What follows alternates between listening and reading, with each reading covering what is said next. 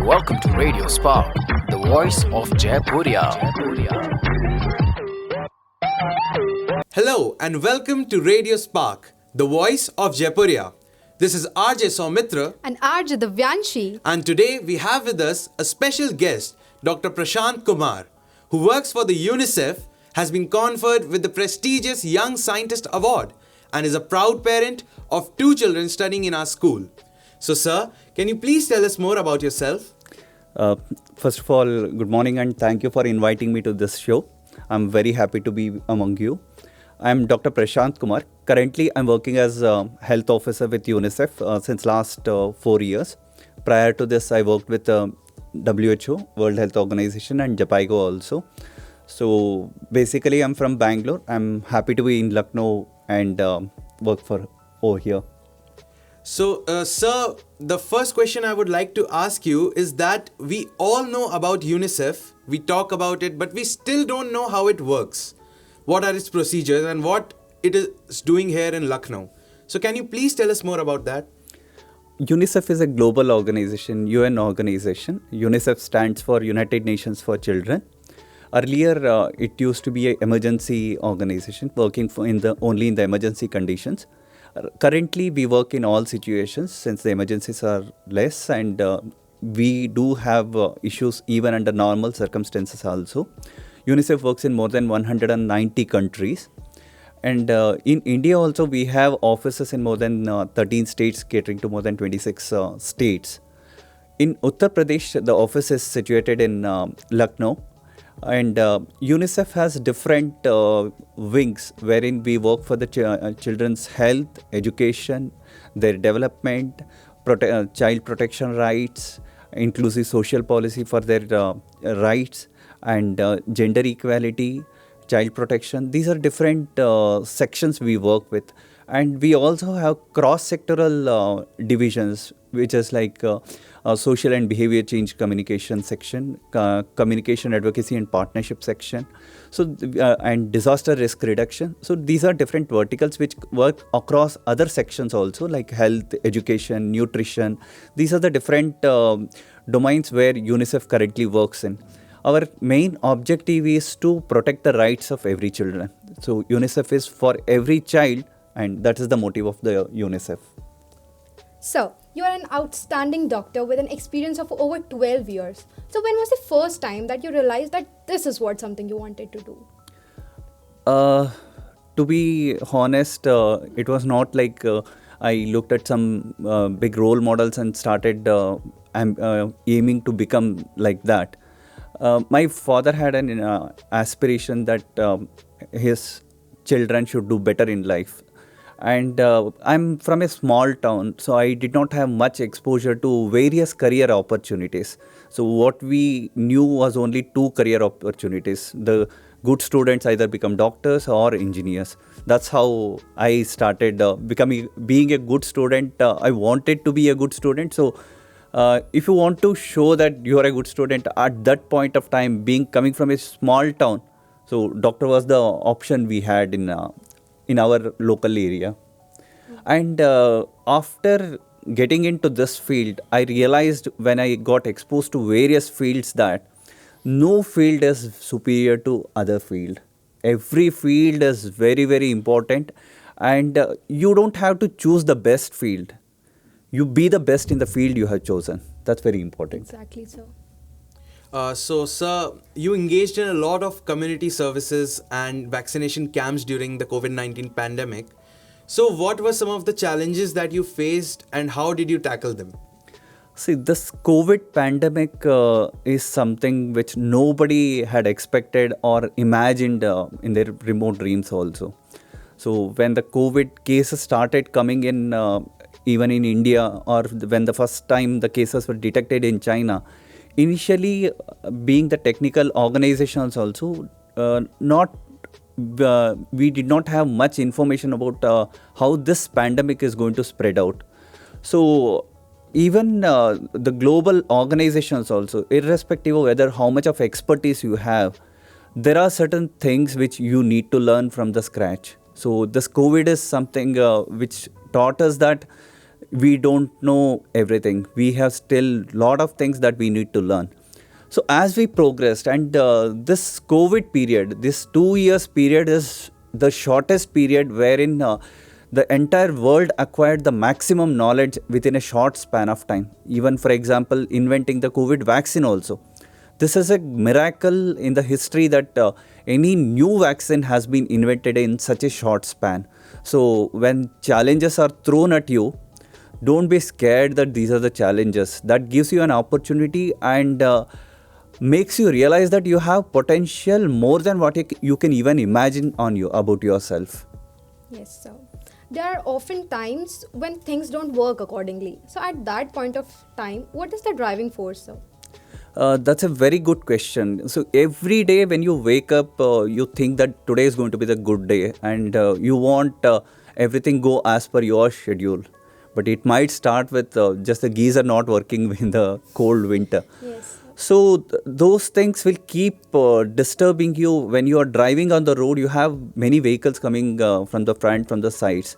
But your ultimate goal is to reach the destination where you want to reach. So focus on that destination and keep traveling, and don't keep too long dreams or too long targets also. Finish what you have in your hand. For example, this show itself, just aim that you finish the show with bright colors.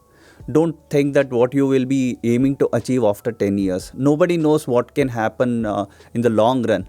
But focus on small things, and if you have been able to accomplish that, enjoy your day, enjoy that moment, no matter in the long run how it is going to be.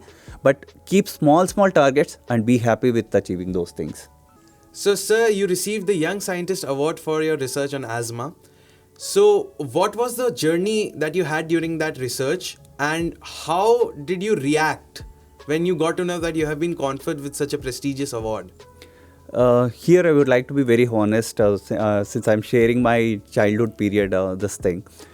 Whenever you take up a project, this asthma research, when I did, it was a prevalence of asthma in the rural population. That was one of the first projects in this domain. And being a field study, I had to reach out to more than 70 villages, and I was a postgraduate student at that point of time. Having a team, building a team is very critical. And when you take up a project, in the initial days, you will not know whether you will complete it or you will come up with the bright colors. Only thing you have to focus is whether you are giving your best, and you have been able to sleep at night, that thinking that you have given your best for the project you have taken. That's very, very important. And any award or recognition automatically comes to you, no matter whether you aim for it or you have an idea about it also. Whenever you take up a project, aim for a tougher project which can challenge you. Don't go for easy things. When it is an easy thing, don't expect extraordinary results coming out of it and extraordinary recognition. And don't ever hesitate if you fail also. Take up bigger challenges, no matter how hard it is, and then you will definitely see the success. If you take up 10 projects and you succeed in one project, also be happy about yourself. So what is the piece of advice that you want to give to the young generation for living a healthy lifestyle? Healthy lifestyle is not something you consciously do and think that, yes, I am struggling to make a healthy lifestyle. That's not how a healthy lifestyle is supposed to be. Any unhealthy lifestyle is a deviation from your regular, normal, healthy lifestyle. So for leading an healthy, normal, healthy lifestyle, it's not something you have to struggle. That's your normal path.